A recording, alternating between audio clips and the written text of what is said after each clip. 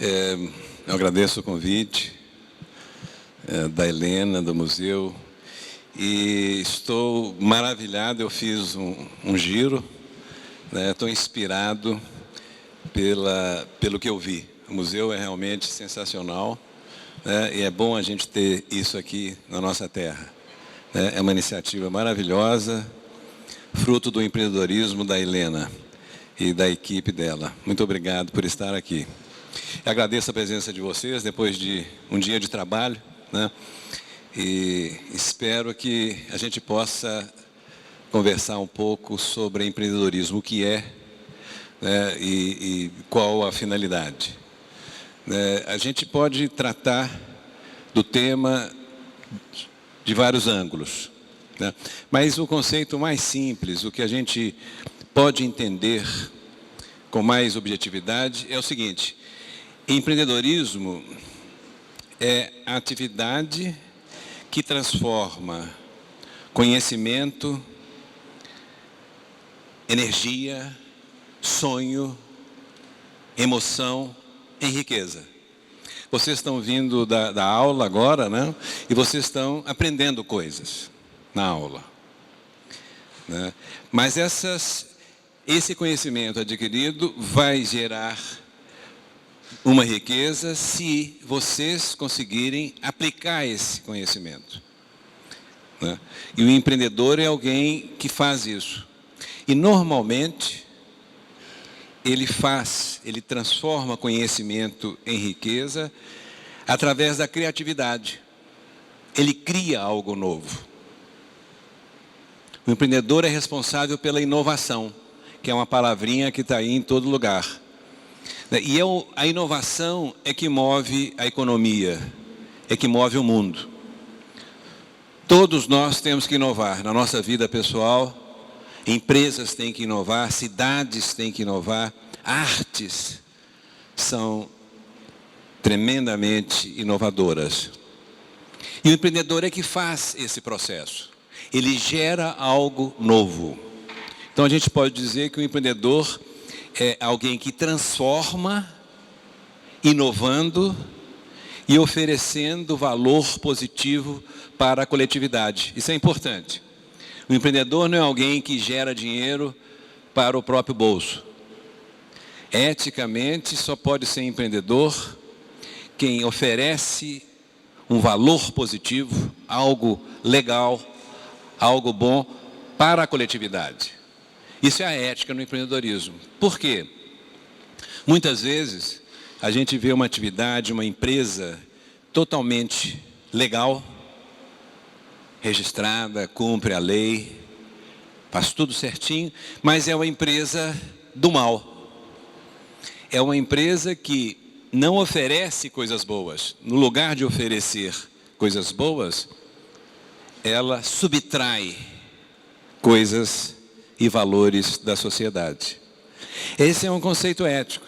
E cabe a nós, da sociedade, fazer essa vigilância, né? É muito simples saber se a empresa é do bem ou do mal. Basta vocês olharem para o resultado dessa empresa. Esse resultado melhora a vida das pessoas? Ou não? Né? E quando eu falo pessoas, as empresas elas têm um compromisso com o local, né? O PIB que vocês veem todo dia nos jornais, que é a medida da economia, a economia cresceu tanto. O PIB, né, que é o Produto Interno Bruto, ele é um número frio. Na fórmula do PIB não tem gente. E não é para ter, não é que exista algum erro, não é para ter gente. Mas o PIB não significa muita coisa não. O PIB mostra o crescimento de uma região, de um país.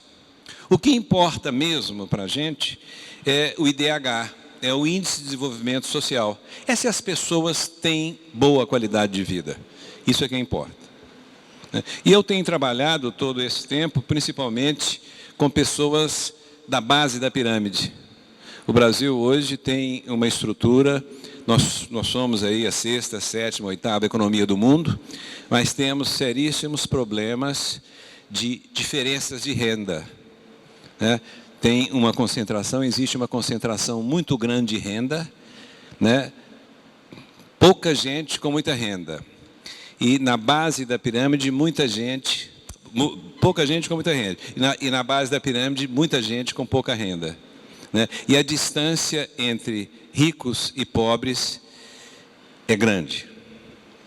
E geralmente não se altera. Essa distância chama-se índice de Gini, que é um economista que bolou isso. Isso é que é importante. A gente tem que ver o país, né, não é pelo crescimento somente da economia. A gente tem que perguntar, e eu? Como é que eu estou nessa história? O Brasil é muito bacana, está produzindo muito, mas eu? Eu melhorei de vida? Né? Existem umas coisas aí no meio do caminho que são importantes. Você pega um país como o Canadá, Bélgica, Áustria, né? A Europa hoje não está com muita tranquilidade, não, né? Mas esses países, por exemplo, você pega o Canadá, quando o PIB do Canadá aumenta, a produção do país aumenta, isso influencia a qualidade de vida de todo mundo. No Brasil, não. Aumenta a riqueza gerada, mas a minha vida não melhorou. A população não sente isso. Por que será? Por que num país como o Canadá, quando a produção do país sobe, o PIB aumenta, todo mundo é influenciado e melhora de vida? E aqui não, por quê? O Brasil foi campeão mundial de crescimento econômico durante cerca de 100 anos. Era a China, nós somos a China de hoje durante 100 anos. De 1870 a 1970, nós ganhamos essa corrida, nós éramos a economia que mais crescia. Mas isso não se refletia na qualidade de vida, que é o que importa, não é isso? O que importa é a qualidade de vida. E o empreendedor é fundamental para esse processo. Por que o empreendedor é importante? É porque o empreendedor é responsável pela geração de riqueza. Ponto. Sem empreendedorismo, um país não cresce. E hoje a gente percebe que o empreendedorismo é essencial para as pessoas mais pobres. É através do empreendedorismo que elas conseguirão melhorar de vida. Então, o empreendedorismo é uma arma de construção de justiça social. É gozado que a gente não ouve muito falar em empreendedorismo, né? Vocês provavelmente não têm isso na escola. Tem esse tema? Vocês têm uma disciplina? Devia ter, né? Devia ter. O meu trabalho é justamente esse. Eu ando aí pelo Brasil afora e em muitos outros países com o seguinte objetivo: fazer com que as escolas implementem um conteúdo empreendedor. Que vocês, por exemplo, tenham uma disciplina, igual tem matemática e geografia, também deveria ter empreendedorismo. A nossa cultura é muito voltada para emprego. Emprego é a palavrinha mágica. Eu quero um emprego. Não é isso? Todo mundo quer um emprego. Mas a gente passa uma vida inteira sem saber que existe uma forma, uma outra maneira de produzir, de trabalhar, que é através do empreendedorismo. Eu sou dono do meu próprio nariz. Muitos de vocês, talvez tem alguém que é empreendedor aqui, que tem a sua atividade autônoma? Tem alguém? Aqui, temos aqui empreendedores. Essas pessoas geram riqueza. Não que os empregados não geram, mas o emprego é uma forma em que você tem você tem a sua liberdade um pouco restrita. O empreendedorismo é um caminho forte para a construção da liberdade. Tanto é que empreendedorismo funciona bem nas democracias, né? As democracias têm uma atividade empreendedora elevada e também conseguem fazer com que as pessoas tenham qualidade de vida boa. É esse Por que a perguntinha que eu fiz? Por que no Canadá, quando aumenta a riqueza, a vida de todo mundo melhora? Porque lá a democracia criou canais de distribuição da riqueza. A riqueza não fica na mão de poucos. No Brasil ainda fica. A riqueza fica na mão de poucos. Não que no Canadá não existam pobres, existem pessoas pobres, não como as nossas, mas existe pobreza, existe concentração de renda. Mas a distribuição de riqueza é maior. Quer dizer, o conceito de pobreza lá é muito diferente do conceito de pobreza que temos aqui, né? Então, são elementos básicos. A iniciativa, a criatividade, a ousadia, a rebeldia, a transgressão é que compõem o perfil do empreendedor. Vocês imaginam, a diretora da escola não está aqui não, está? Se ela me ver fazendo isso, falando isso, talvez ela vai ficar brava comigo, né? Estou falando em rebeldia, estou falando em transgressão, estou falando em inconformismo. O empreendedor é tudo isso, porque só inova quem não está conformado com um padrão de comportamento, de produção. É alguém que acha que pode fazer melhor. Agora, atenção, o empreendedor é um transgressor, é um inconformado, mas ele é propositivo, ele apresenta uma proposta. Ele diz, olha, essa cadeira aqui eu posso fazer melhor. E ele faz uma cadeira melhor e apresenta. Ele propõe, ele não diz, essa cadeira é horrível e vai embora. Não é o rebelde sem causa. Não é um rebelde pela rebeldia. O empreendedor, além de ser rebelde, ele propõe. Então ele fecha o ciclo. Não tem essa história só de criticar. Ele critica e apresenta a solução. Isso é importantíssimo, né? E essa solução tem que ser nova. Tem que ser algo novo. Para ser melhor do que essa, tem que ser algo novo. O conceito de inovação aqui é muito flexível, né? Você pode ter uma inovação de produto, pode ter uma inovação na forma de tratar o cliente, você pode ter uma inovação de gestão, como gerenciar a sua empresa. Então, mas o empreendedor tem que estar muito ligado nesses pontos. E empreendedorismo tem uma característica diferente. Empreendedorismo trata do ser humano. Quando vocês estudam, geralmente, vocês lidam com uma ciência, um ramo de conhecimento estruturado, igual geografia, história, matemática, física, química. Esse ramo do conhecimento, essa ciência, existe apesar e além de cada um de nós. O conhecimento está lá. No empreendedorismo, ele é inseparável do ser humano. O conhecimento somos nós. Conhecimento e ser humano formam um só bloco. Então, o empreendedorismo é uma forma de ser, é uma forma de ver o mundo. O empreendedor vê o mundo de uma forma específica. Não é um tema científico.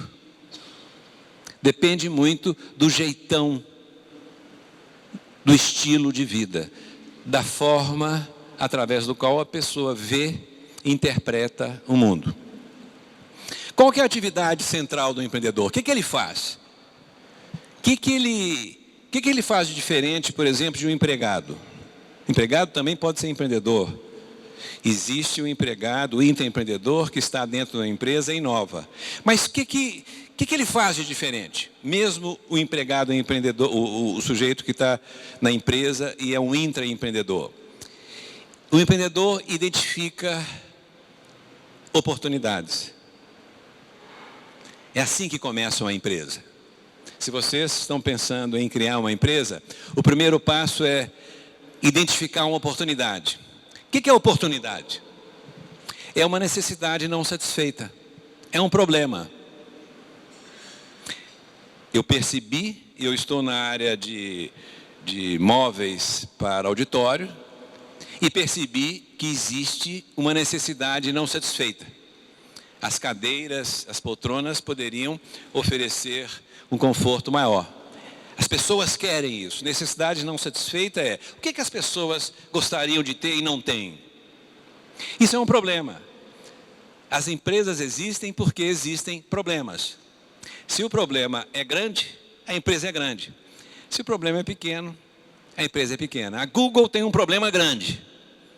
São potencialmente 7 bilhões de clientes da Google, né? Que é um site de busca. Você põe a palavra lá e você tem ali opções, né, respostas. A Google tem potencialmente 7 bilhões de clientes. Se eu abro ali uma loja de suco natural, faço suco de abacate, de laranja, todos eles naturais, eu já tenho uma faixa, um número de clientes em menor quantidade. Então, talvez a minha loja não cresça tanto quanto o Google. Talvez. Pode ser que eu vire aí um McDonald's, né? Pode ser, por que não? Mas essa é a principal atividade do empreendedor. Ele tem que conhecer profundamente a área em que atua. É através da observação e do conhecimento da área que eu posso identificar problemas. Só identifico problemas se eu conheço.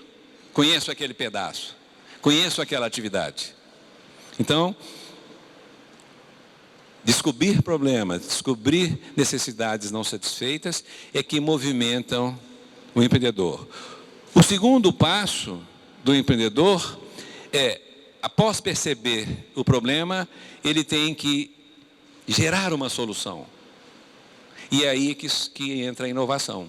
Nesse momento, quando eu preciso de uma solução para um problema, pode ser, dependendo do nível de tecnologia envolvida, eu posso pedir auxílio à universidade.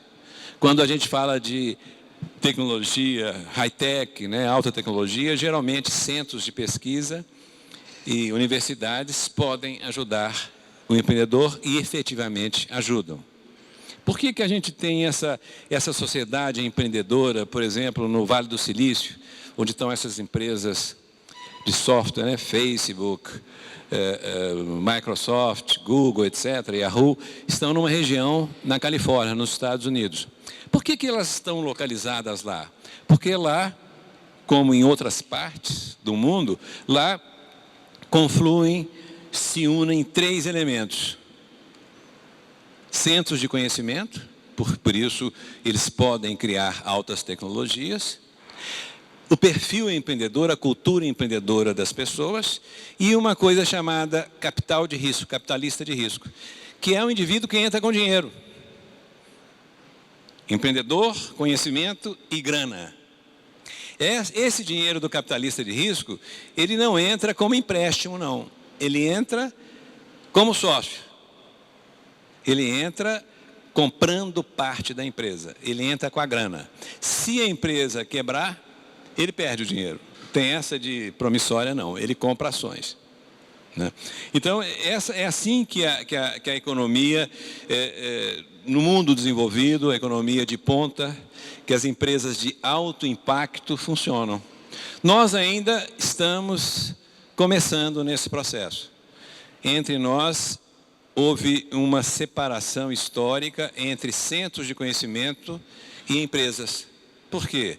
Porque no século passado, principalmente, a nossa evolução e a criação de um parque industrial se deu da seguinte forma: empresas internacionais, multinacionais que vinham para o Brasil e mantinham o centro de pesquisa lá fora. Então eles chegavam ao Brasil já com a tecnologia pronta e montavam uma fábrica. O centro de desenvolvimento de conhecimento estava fora do Brasil. Então nós não tivemos essa prática na nossa história. Para vocês terem uma ideia, quando a Revolução Industrial estava no auge, final do século XVIII, começo do século XIX, no Brasil, na colônia, era proibido abrir indústria. Nós éramos proibidos de ter indústria no Brasil. Comércio só para quem tivesse nascido em Portugal. Então nós tivemos uma contração histórica muito grande, né, enquanto a Revolução Industrial bombava na Inglaterra, nos Estados Unidos, na Europa, a gente aqui estava ainda numa economia baseada na agricultura, baseada no latifúndio, baseada na exportação e na escravatura. Então nós não tivemos a oportunidade de praticar a inovação, apesar de sermos um povo altamente criativo. O que aconteceu com essa história? A criatividade, que é a mãe da inovação e que é algo essencial para vocês, para todos nós, ela não foi tratada como tema escolar. Vocês não tiveram, provavelmente a maioria de vocês não teve uma disciplina sobre criatividade. Alguém teve aqui? Criatividade na escola? Não, criatividade não é um tema escolar. Mas hoje é fundamental. Por que não é um tema na escola? Porque a Revolução Industrial requeria e requer pessoas para operar sistemas criados por outros. Abre uma fábrica aqui.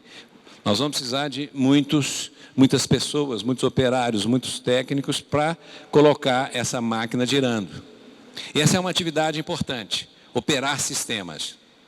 Mas a atividade nobre hoje é criar sistemas. Vocês notam que a atividade industrial caiu de patamar. A atividade industrial não é atividade de ponta mais. Vocês notam isso? Né? Se vocês olharem aí na camisa de vocês, né? Como é que chama esse negócio que arranha a gente aqui, né?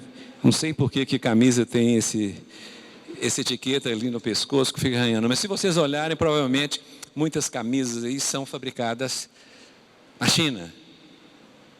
Né? Um tênis, raramente você compra um tênis nos Estados Unidos, raramente ele é produzido lá. A atividade industrial hoje, específica, não é tão importante. Eu posso delegar. O que é importante no caso do tênis? O que é importante? O que é importante? O que faz um tênis ter sucesso? Design. Marca.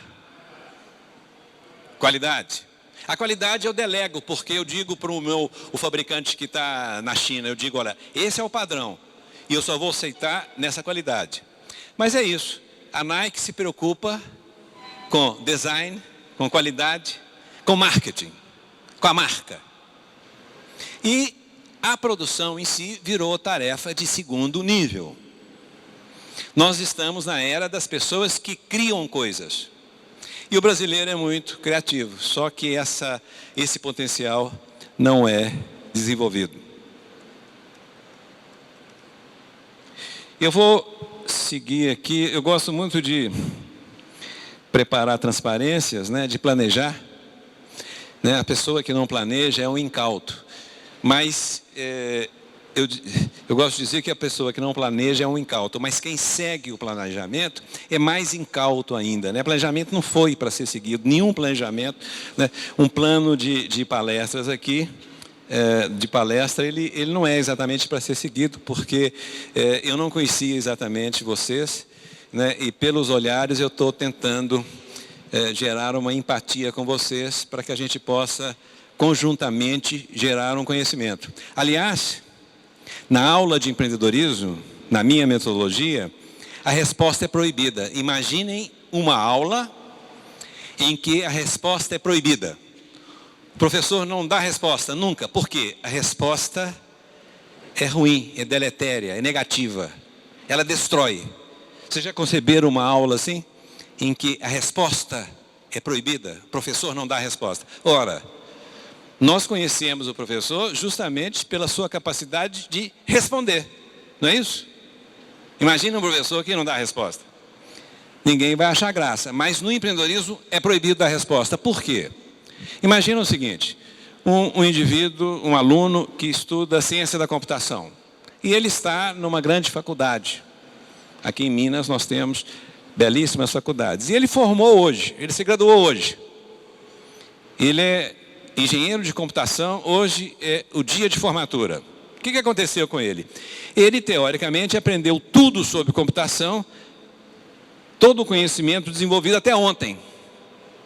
Ele pode ter visto na internet um artigo de um prêmio Nobel que foi publicado anteontem, que é o estado da arte, que é a coisa mais nova em termos de computação.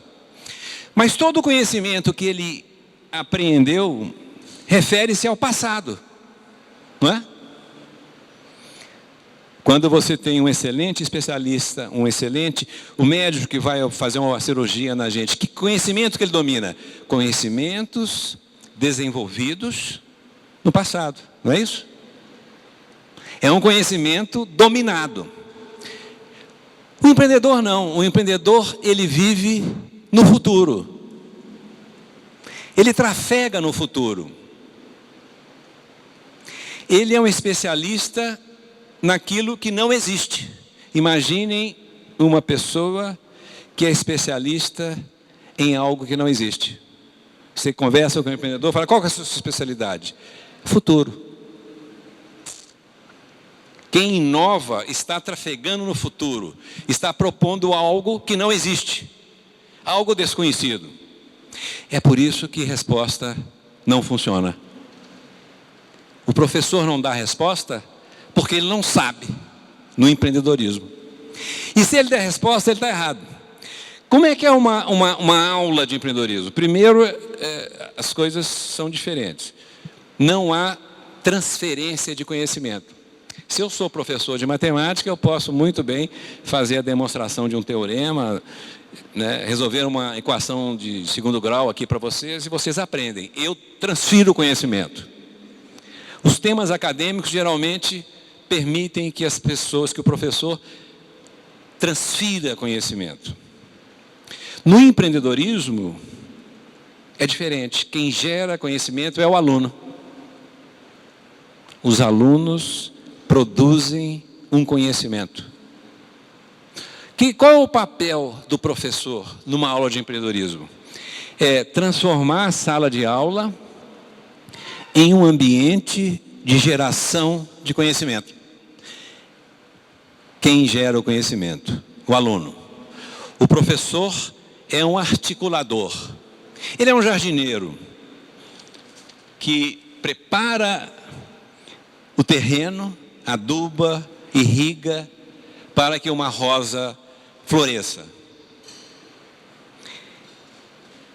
E a rosa sabe como crescer, como se tornar bela, se tiver inserida no ambiente adequado, não é assim? A rosa sabe o que fazer. Empreendedor também é assim. Nós nascemos empreendedores, mas a nossa capacidade empreendedora é bloqueada pela cultura. É mais ou menos assim. Nós nascemos empreendedores, todos os humanos têm o potencial empreendedor, mas esse potencial é normalmente inibido pela família e pela escola. As famílias inibem o potencial empreendedor. O pai, a mãe e a escola também. A escola inibe o potencial empreendedor. Vocês notem, por exemplo, a curva de criatividade de um ser humano, criança, até chegar na universidade. Ele entra para a escola, estudos indicam isso, com alto potencial de criatividade. E forma lá no curso superior com a capacidade desse tamanhozinho. Porque o que importa é o conhecimento dominado. O que importa é saber. O que importa é a resposta.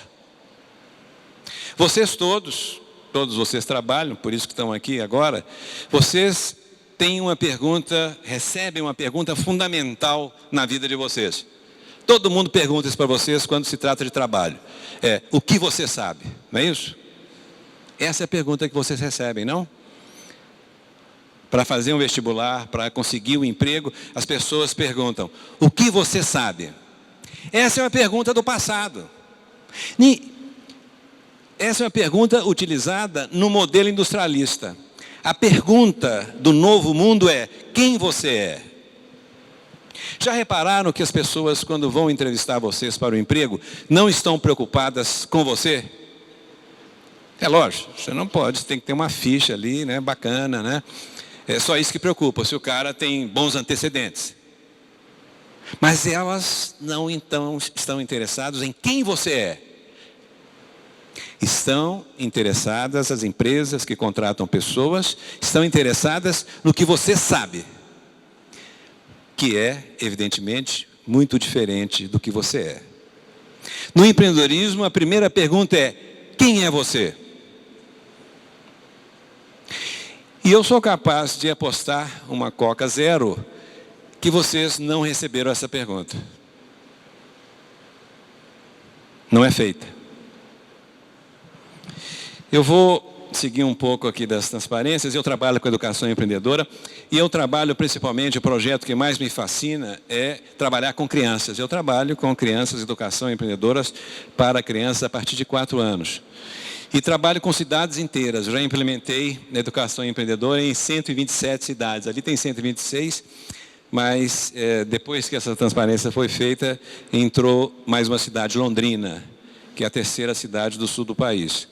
Crianças de 4 anos podem ter o seu potencial empreendedor desenvolvido. Esse é o projeto que me fascina. Por quê? Quando o aluno entra na universidade, ele já absorveu os valores básicos da sua cultura. E a nossa cultura nem sempre é empreendedora. Nós adoramos o emprego, né? Você vai numa universidade, eu faço isso, eu pergunto aos alunos de uma universidade qual é o sonho deles e eles me dizem: eu quero passar em concurso público. E quanto melhor for a universidade, maior é o número de alunos que desejam passar no concurso público. Por quê? Não que eles estejam procurando servir ao público, eles querem se aposentar aos 22 anos. Não. O serviço público merece e deve atrair os grandes cérebros, as grandes competências de um país, mas não é o que acontece no Brasil. As pessoas procuram o serviço público. E quanto melhor for a minha educação, mais chance eu tenho de passar no concurso. E eu pergunto também para adolescentes: qual é o seu sonho? Sabe qual a resposta que muitos deles me dão? A resposta é a seguinte: o meu sonho é ser aposentado. Porque eles ouvem esse valor em casa. O pai diz para eles assim: olha, trabalho muito, aguento aquele chefe chato, aquele emprego, aquela empresa que eu não suporto, mas porque amo vocês, amo sua mãe. Ou então, hoje é mais comum a mãe dizer, a mãe que sustenta, fala: olha, eu trabalho muito para sustentar vocês e amo seu pai. Mas vocês vão ver quem eu sou quando eu aposentar. Essa não é uma conversa do almoço? Vocês vão ver quem eu sou realmente o dia que eu aposentar. Quando ele aposenta, a primeira providência é infartar. Ele infarta. Claro. Porque ele não sabe o que fazer. Ele sabe o que não fazer. A aposentadoria, você vê como é que a gente vive num mundo distorcido e a gente não para refletir. A aposentadoria é muito gozada, é paradoxal. Você trabalha há 30 anos e depois de 30 anos, ou coisa que o valha, você recebe um prêmio. O prêmio é o seguinte: olha, agora acontece o seguinte, você não precisa trabalhar mais. Você vai ganhar sem receber e não precisa de fazer aquela besteira que você fez durante 30 anos. Isso é aposentadoria. E a gente acha que é um valor maravilhoso. As pessoas que amam o que fazem não aposentam. A aposentadoria é coisa para gente infeliz. No entanto, nós transformamos a aposentadoria, que deve ser entendida como proteção a quem não pode trabalhar. Aposentadoria, quem não pode trabalhar tem que ser protegido pela sociedade mesmo. Mas nós transformamos isso num prêmio e num valor insuperável. né? E ela tem essa conotação, né? Imaginem vocês se um dos Roberto Marinho, lá, um dos filhos do Roberto Marinho, chegarem para a Fernanda Montenegro. Vocês lembram dela, né? Ela já tem seus 80 anos, é uma atriz, é a nossa diva. Imagine se o Marinho fala assim: ô Fernanda Montenegro, você já está com 80 anos, você já encantou várias gerações, e agora você merece ficar em casa, descansar. Então eu vou te dobrar seu salário e você não precisa de trabalhar mais. Qual que você acha que será a resposta dela para... Hein? De jeito nenhum. Né? Outro dia aqui em Belo Horizonte, o Chico Anísio, numa entrevista, né, no jornal, a entrevistadora disse para ele: olha, você é um cara que já fez tudo. Você é um cara realizado. Aí ele falou assim: é o seguinte, eu estou doido para encontrar, ele falou textualmente isso, aquele cara que disse que felicidade é escrever um livro, ter filhos e plantar uma árvore. Eu estou doido para encontrar esse cara, que eu quero dar um tiro nele. Porque eu vou fazer 80 anos, são 4 horas da tarde, e a única coisa que me interessa é entrar no palco e trabalhar. Isso é a minha vida. As pessoas que amam o que fazem não querem parar. E entre essas pessoas estão os empreendedores. Vocês sabem que o empreendedor, ele adora o que faz, né? Muitos empreendedores não tiram férias. E a gente fala: poxa, esse cara é um maníaco. Não, ele gosta do que faz. Quem gosta do que faz, não se penaliza ao trabalhar, né? Eu estou aqui numa situação muito diferente para mim. Eu tenho 2 filhos meus estão aqui, eles nunca participaram de uma palestra. Você já, né, Dudu? Mas você era pequenininho, né? Ah, não, foi uma palestra também. Era a primeira chance, o Dudu tinha uns 15 anos. Eu fui convidado para dar uma palestra na Bahia, no Iberostar. E eu podia ir de chinelo de dedo e de bermuda, né? Porque todo mundo estava assim, mas o Dudu estava lá. Eu falei assim: bom, imagina que o Dudu, de 15 anos, vai pensar do pai. Como é que ele ganha a vida, né? Vai para uma praia, um hotel chiquíssimo, né? Vai de bermuda, sandália de dedo, e dá uma palestra. Isso é uma brincadeira, mas eu agradeço aos 2 adolescentes, meus filhos, de estarem aqui, né? Mas vamos seguir aqui, porque quem são os livros que eu escrevi, todos eles voltados para a educação. O Segredo de Luísa, que é da esquerda aqui, o do meio, é o maior best-seller. Falo isso sem nenhuma modéstia, com muito orgulho, é o maior best-seller no Brasil. É o livro que mais vende na área de business. Você pega marketing, finanças, não só empreendedorismo, é o livro que mais vende. E por um motivo muito simples: é um livro que não chateia o leitor, é um romance. É um livro didático, mas é um romance. E outros livros também são assim. Quando eu comecei a trabalhar com crianças, eu pensei em trabalhar, né, e eu uso o empreendedorismo, como eu disse para vocês, com um objetivo, principalmente: combate à miséria. Empreendedorismo no Brasil tem que ser usado como um instrumento e é o mais poderoso, de combate à miséria. E eu, quando comecei a trabalhar, pensei em trabalhar com crianças, eu precisava de um conceito que tivesse 2 características. Primeira, fosse abrangente, pudesse acolher qualquer forma de empreendedorismo. Empreendedor não é somente quem abre uma empresa. Eu posso ser empreendedor independentemente do que faço, da minha relação no trabalho. Eu posso ser empregado empreendedor, eu posso ser poeta empreendedor, eu posso ser funcionário público empreendedor, eu posso ser e devo ser professor empreendedor. Então eu queria desvincular empreendedorismo de empresa, porque esse termo já nasceu na empresa, mas já transbordou para todas as áreas. E a segunda característica eu queria uma definição que fosse facilmente compreendida por uma criança de 4 anos. E a literatura na área não apresenta esse tipo de conceito.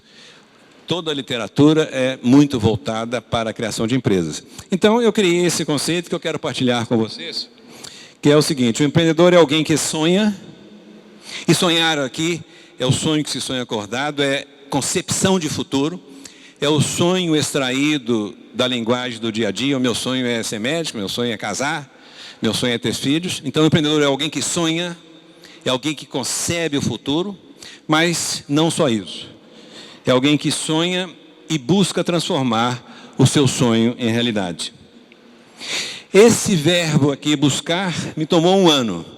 Porque se eu tirar esse verbo e disser que o empreendedor é alguém que sonha e transforma o seu sonho em realidade, eu vou criar um conceito determinista. O sujeito tem que realizar o sonho para ser empreendedor. E não é assim. Esse, do jeito que está, nessa composição, eu abro portas para que a gente entenda o que é fracasso e o que é sucesso. Nós lidamos com o conceito de fracasso e sucesso inadequado. Os conceitos são inadequados para nós. Vou dar um exemplo para vocês. Em outubro do ano passado, houve em São Francisco, aconteceu em São Francisco, na Califórnia, uma feira chamada, em inglês é FailCon, cuja tradução seria Feira do Fracasso. 450 empresas se reuniram no Vale do Silício, no lugar onde se desenvolve mais empresas fabulosas, se reuniram para apresentar os seus fracassos e colocaram o erro no altar. O erro é fundamental. Olha que área mais doida, né? O erro é fundamental no empreendedorismo, porque ele é inevitável. Por que ele é inevitável? Porque quando você inova, quando você investe, você vai para o futuro, você erra. Você só não erra quando você lida com o passado. E é bom que seja assim, porque quando alguém for fazer uma cirurgia no meu estômago, eu não quero que ele invente nada. Né? Não quero o futuro ali, não. Eu quero que ele domine técnicas testadas. Não é hora de empreendedorismo. Né? Na minha barriga, o cara não vai inovar e fazer um teste. Né? Mas o empreendedor inova. E como ele é um ser humano, ele cai no futuro e erra. E os empreendedores se reuniram para celebrar o fracasso. Porque o erro é a maior e mais importante fonte de aprendizagem. Olha só, vocês aprenderam isso na escola? Aprenderam que errar é bom? Aprenderam ou não? Atenção, não é errar, por exemplo, eu pego um táxi e falo assim, eu me levo na Praça 7 e ele me leva em Venda Nova. Não é esse erro, não. Eu peço uma pessoa para fazer uma operação dominada, né? Fazer uma conta de 2 mais 2 e ele erra. Não é erro desse tipo, não. Mas o que acontece na escola é que a gente aprende a não errar. E a pessoa que não erra não está em condições de inovar. Então, o empreendedor é alguém que sonha e busca transformar o seu sonho em realidade. Como é que funciona isso? Eu sonho, e só isso não adianta, mas no momento em que eu ajo, que eu me movimento para transformar o meu sonho em realidade, eu sou dominado por uma forte emoção. Empreender é deixar-se emocionar. Se vocês notem que a emoção foi banida, expulsa da escola do trabalho, não é assim? Todo mundo trabalha aqui? Provavelmente, vocês já ouviram a seguinte frase, falada por alguém com o dedo em riste para vocês, dizendo o seguinte, você está misturando assuntos pessoais com assuntos profissionais. Já ouviram isso? Isso significa o seguinte, aqui, emoção, não. Se você está sendo pago para fazer contas, você está sendo pago para fazer a contabilidade. Emoção depois. Você entra aqui, eu não quero você inteiro, não. Entra aqui só parte de você. Ninguém nos quer inteiros. Ousado, né? Nenhuma organização nos quer como somos. Da igreja católica até a escola, a sala de aula, ninguém nos aceita. Você tem que passar por um crivo. Outra coisa interessante é que o mundo é hierarquizado, ou seja, você tem uma forte estrutura de comando e controle. Todo mundo é assim, todas as instituições. Isso foi criado na Revolução Industrial, produção em série, né? Organização escalar, manda mesmo. E isso criou um mantra, um outro mantra que vocês ouvem todo dia. Manda quem pode, obedece quem tem o juízo, não é isso? Por favor, não falem isso e quando ouvirem, se rebelem. Ninguém nasceu para obedecer e ninguém nasceu para mandar. Isso é fruto de uma hierarquia que não tem sentido. Nenhum ser humano nasceu para mandar em outro. Essa história de manda quem pode, obedece quem tem juízo, é a apologia de algo muito ruim. De uma doença nas relações humanas. Quando você tem isso, alguém mandando em alguém, mandando é mandar mesmo. Existe uma diferença entre uma pessoa que articula e coordena trabalhos, outras pessoas, daquela que manda. Eu estou falando nesse sentido. Então, funciona assim. Quando eu sonho, e aí não acontece muita coisa, mas quando eu concebo o futuro e tenho a ousadia, a coragem de agir para transformar esse futuro em realidade, eu sou dominado por uma forte emoção. E é essa emoção que faz com que o potencial empreendedor presente em todos nós seja liberado. É liberado pela emoção. É a emoção que torna o nosso potencial de criatividade, o nosso protagonismo, a nossa capacidade de persistir. Só persistimos se estamos envolvidos emocionalmente. E essas três são características fundamentais do empreendedor. Elas estão presentes em nós. Certamente todos vocês já tiveram momentos na vida de vocês em que vocês desistiram rapidamente. E certamente tiveram momentos em que vocês persistiram, continuaram, apesar de tudo. E esses momentos da persistência foram crivados, marcados pela emoção. Não tenho dúvida disso. A gente tem energia para continuar se estamos emocionalmente envolvidos. E é esse envolvimento emocional que faz com que um empreendedor continue. Acontece uma coisa muito importante quando eu ajo para transformar o meu sonho em realidade. É a necessidade do conhecimento. Eu só preciso saber se sonho. Eu só preciso saber algo se eu sou um adulto livre.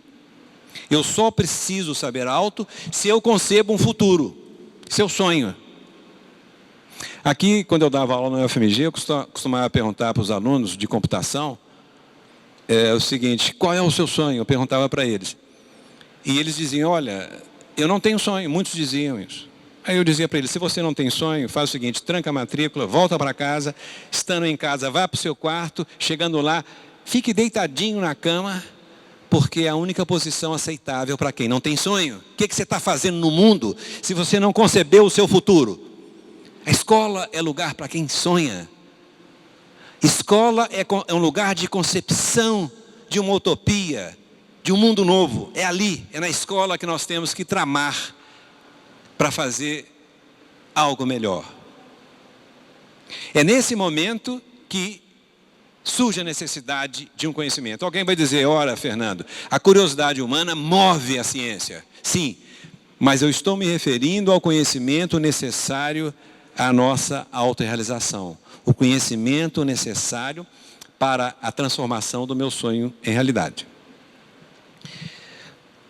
Quando eu fiz esse conceito, eu saí por aí, falando como estou falando aqui agora, que nem um missionário, né? E eu descobri que essa pergunta não é feita. A pergunta, qual é o seu sonho, jamais é feita. A mãe não faz, o pai não faz, a professora não faz, o líder político não faz. Ninguém faz essa pergunta. Descobri que é uma pergunta que jamais é feita. Alguns de vocês aí receberam no banco da escola essa pergunta: qual é o seu sonho? Alguém já perguntou para vocês? A pergunta que vocês recebem e geralmente fazem é: o que você vai ser quando crescer? Não é isso? Mas essa é uma pergunta malvada. Vocês não devem fazer aos seus filhos e às crianças, a alunos. Porque essa pergunta, o que você quer ser quando crescer, ela tem uma intenção de controle. E ela não é dirigida à criança, mas ao adulto que ela potencialmente representa. Se é meu filho, estou perguntando, o que você quer ser quando crescer? Se ele falar alguma coisa que eu não quero que ele seja, eu vou mudando, não é isso? Eu exerço o meu poder de pai para transformar, né? E essa pergunta, curiosamente, jamais é feita. Eu fiz essa descoberta. E ela se transformou na base da proposta educacional. Qual que é o sucesso e o fracasso nesse conceito? Qual é a percepção de sucesso e fracasso? Está em sua situação de sucesso, não aquele que realiza o sonho, porque os sonhos são irrealizáveis. Nenhum sonho é realizável. Por quê? Quando você realiza um sonho, ele perde o poder de gerar emoção, perde o poder que tinha no momento anterior. Então é necessário um outro sonho e mais outro sonho. E o fracasso, o que é? O fracasso não é não conseguir realizar o sonho. Só há uma situação de fracasso, é a desistência. Só quem desiste é fracassado, desiste mesmo. Não é uma desistência temporária, não. Quem pendura as chuteiras e fala, eu não dou conta de realizar o meu sonho, eu não vou buscar, esse é fracassado. Vocês que são empreendedores, vocês que fazem projetos, provavelmente já passaram por situações de falência. Os empreendedores quebram, as empresas fracassam, os empreendedores não. Né? Um empreendedor geralmente tem várias empresas. E normalmente o empreendedor é alguém que erra muito, então ele fracassa. A empresa fracassa, não ele. Eu vou terminar aqui mostrando para vocês como é que é o eixo do processo metodológico que eu utilizo. Né? O conceito é esse, o empreendedor é alguém que sonha e busca transformar o sonho em realidade. E como disparar isso numa escola? Como fazer com que as pessoas se envolvam nesse processo? É através de duas perguntinhas. A professora, eu falo, professora porque a maioria é composta por mulheres. A professora pergunta, qual é o seu sonho? É a primeira pergunta. A primeira pergunta é, qual é o seu sonho? Essa pergunta feita em sala de aula tem um objetivo de devolver ao aluno a elevada autoestima que lhe foi roubada por 500 anos de autocracia. Principalmente os pobres. Principalmente os pobres têm essa carga que destrói a sua elevada autoestima. E a elevada autoestima é fundamental para o empreendedor. Quem quer inovar precisa de estar muito bem com seu ego, com seu eu. Eu tenho que me achar o rei da cocada preta. Se eu não gosto de mim, eu sou até capaz de realizar operações rotineiras. Mas se eu quero criar, eu tenho que ter elevada autoestima. O segundo objetivo dessa pergunta é dizer para o aluno que ele tem que se transformar no autor da sua própria vida. Ele tem que ser protagonista da sua própria vida. Ele é o autor central e ele não vai seguir outras pessoas. Ele vai seguir o seu sonho. E o terceiro objetivo dessa pergunta é dizer que o conhecimento que é transferido aqui naquela escola tem um objetivo maior, que é o de dar significado à própria vida. Dar significado à emoção. Esse é o sentido do conhecimento. A segunda e última pergunta é: o que você vai fazer para transformar o seu sonho em realidade? Essa pergunta é feita ao aluno com o objetivo de dizer a ele que eu, professor, não tenho resposta, não tenho caminhos a oferecer. Eu, pai, não tenho caminhos a oferecer. E que educar é preparar pessoas com a capacidade de construir os seus próprios caminhos. Obrigado, gente. Boa noite.